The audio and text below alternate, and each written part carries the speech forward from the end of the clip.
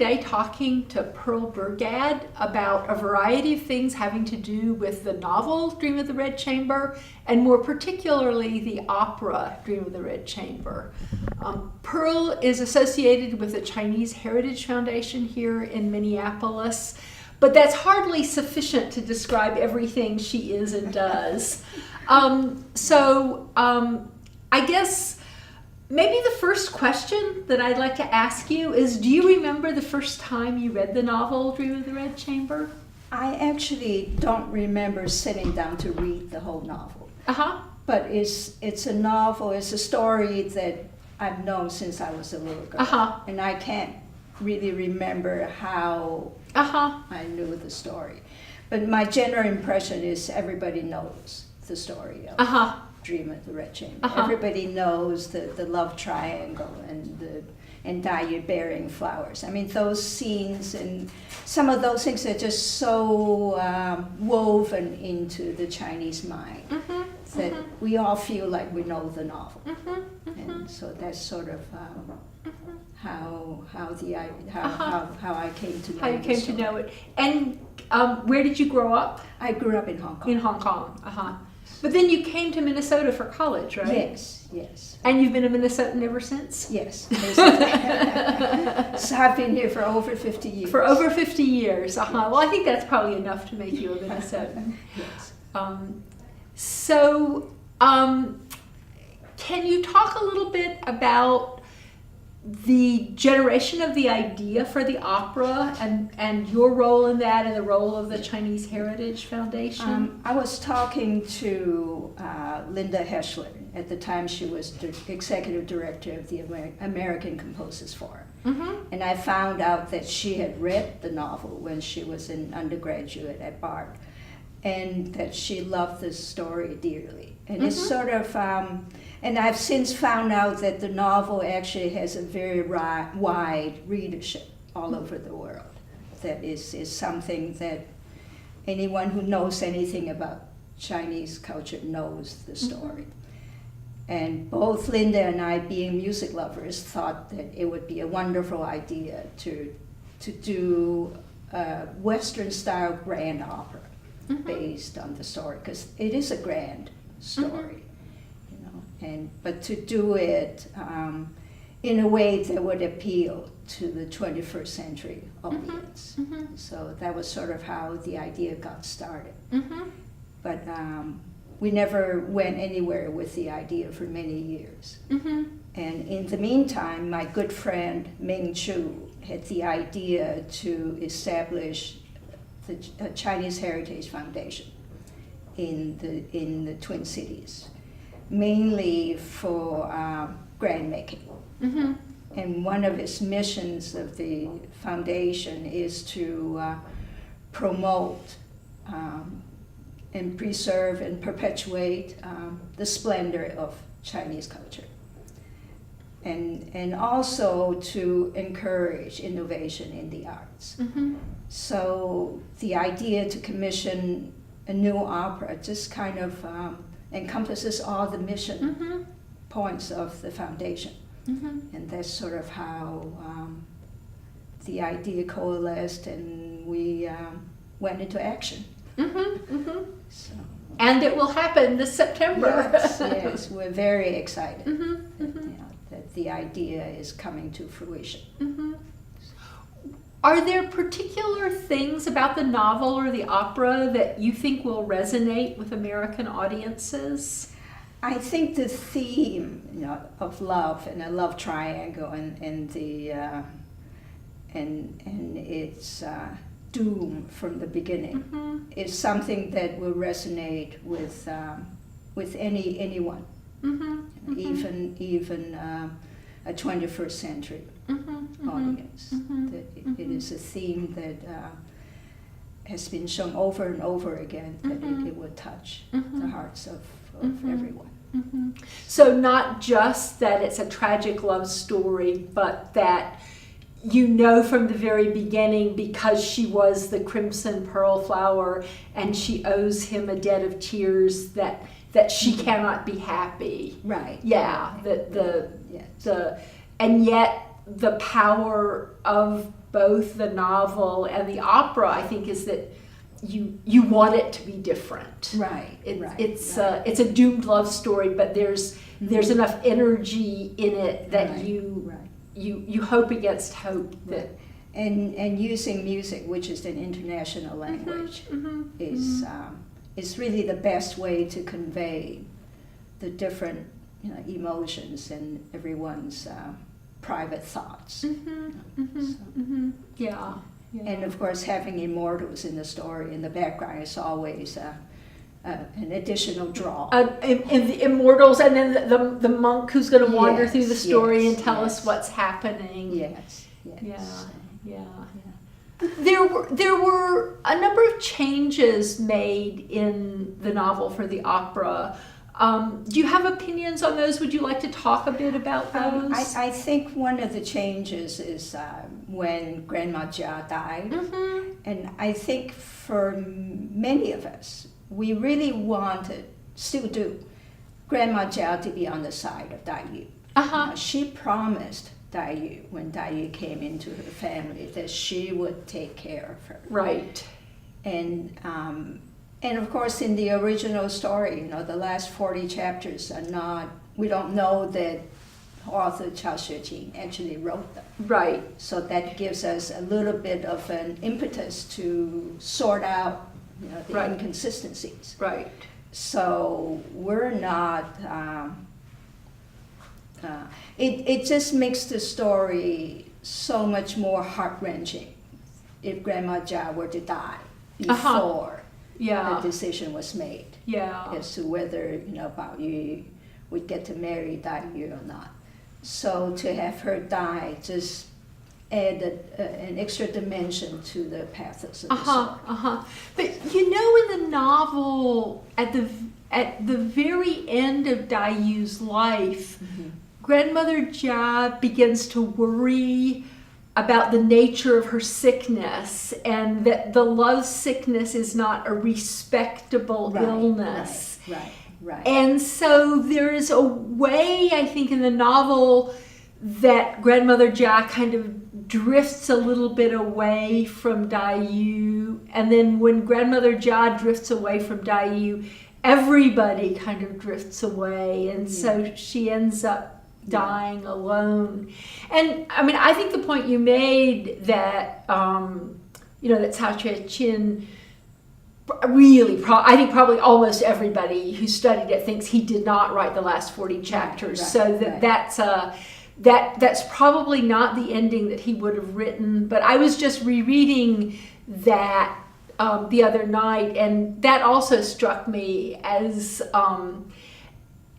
both having a lot of pathos and also being a little bit unrealistic, because certainly Grandmother Jia knew that there were these romantic feelings going on, and it should not have been a shock to her that Dai Yu is pining away for love. And all of a sudden, this fun-loving Grandmother Jia, at the very end, when Dai Yu needs her the most, that she turns moralistic, I think struck a really odd note with me. Yes. And of course, Dai Yu's own personality did not help.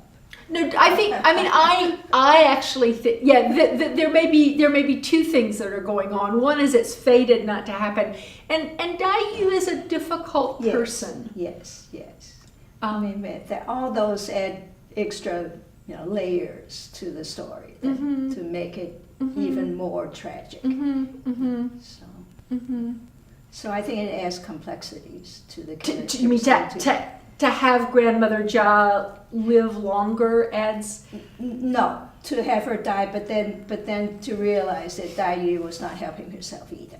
That her personality was such that she was not a popular figure in the novel. I just read a poem last night, actually, with my reading group, that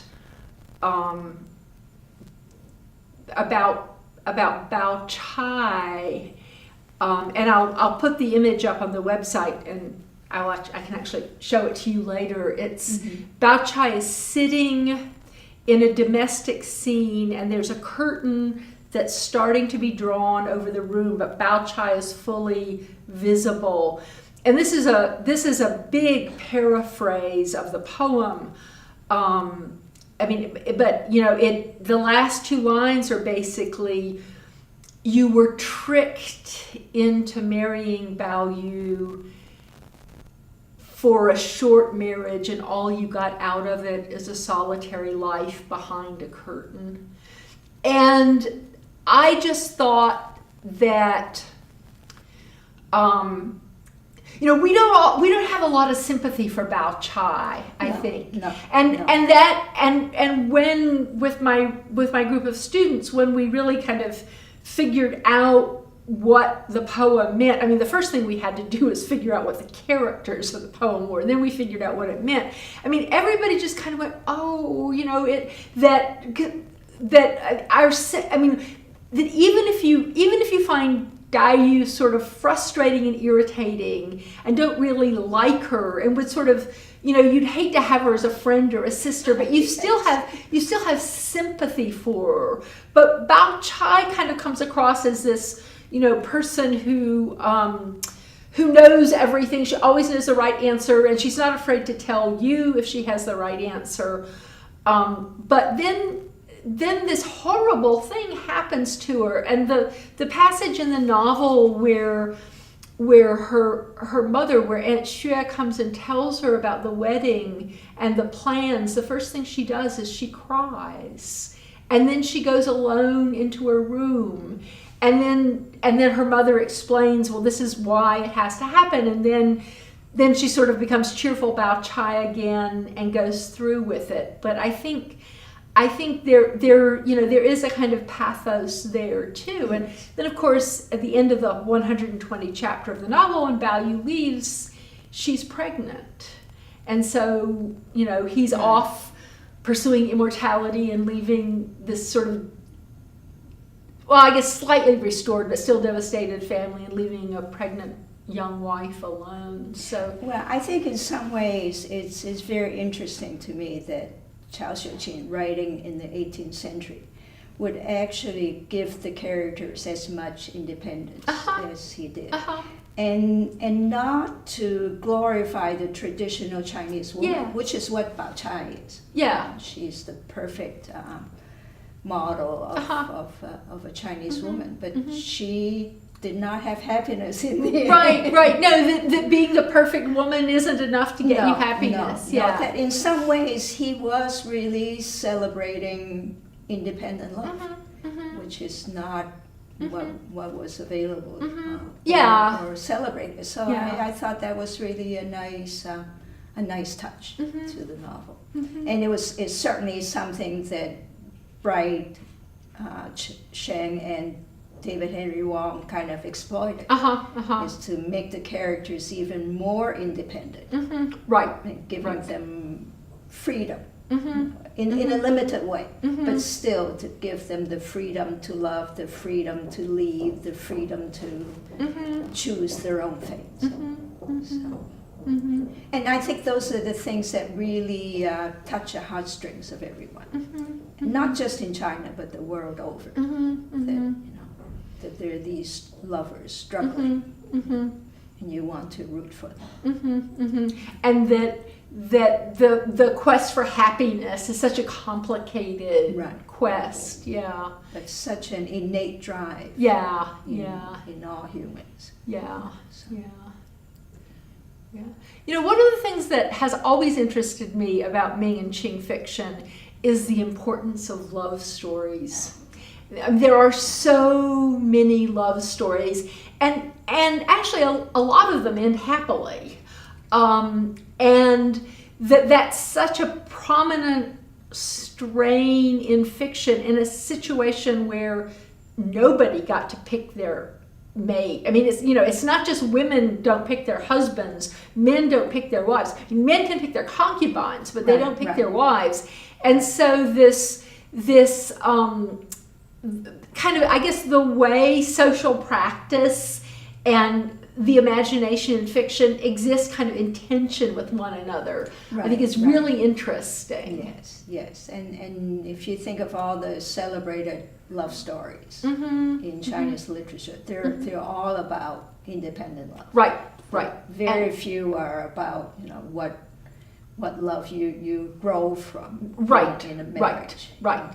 And they're about independent love, and sometimes the parents are persuaded to come along and approve it, but parental approval isn't a precondition for happiness. No.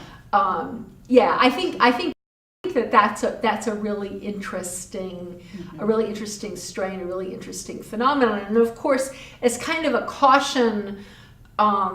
It's a kind of a caution to social historians about using fiction. In the past, when I taught a course in Ming Dynasty history, the very first thing I had them read is the story "The Pearl Sewn Shirt," which is to give a really brief synopsis of the story. A beautiful young woman is married to a handsome young man. He is a merchant. He goes away. He says, "I'll be back in a year." He's gone for about 3 or 4 years. While he's gone, she meets another beautiful young man. They have an affair. The two men then meet one another and discover that the husband discovers that the wife has been having an affair, and he divorces her and then marries somebody else, and then they reconnect, and he marries her as a second wife. And I always have my students read that as the very first thing they read and talk to them about, so does this mean that adultery is not a problem in 16th century China? And they kind of say, well, no, that can't be what it means. And actually the storyteller, it's a Feng Long story, the storyteller is fairly clear. Early on, he says, the moral of the story is, don't mess with other people's wives, or somebody else may mess with your wife. But I think, that kind of the way the imagination maps onto social reality is really interesting and really complicated. Having said that, one of the things that I think is really interesting that some people might think is made up about the novel is the incredible literacy of the young women. And I think we know now that young women of the elite in the 18th century often did tend to be very well educated. And so that's not necessarily a fantasy. No. There are certainly many instances of famous women poets. Women poets, yeah. So, yeah. And I think the other interesting thing about this is that even in a very strict society, the creative ones found ways to innovate, found ways to give expression to their creativity, which I think is really a wonderful thing. And so what we're doing with the opera is really to continue on that kind of tradition. To do new creativity and to showcase older creativity. Right. Yeah. So we're very excited about the opera. The artistic team is certainly the best we could have found. And same goes for the stage director, Stan Lai, and of course the fashion designer, Tian Yip. So it's going to be a real blockbuster. It will be a real blockbuster. Well, and I can't wait to see it. I can't either. Yeah. Well, thank you very much. Okay, thank you.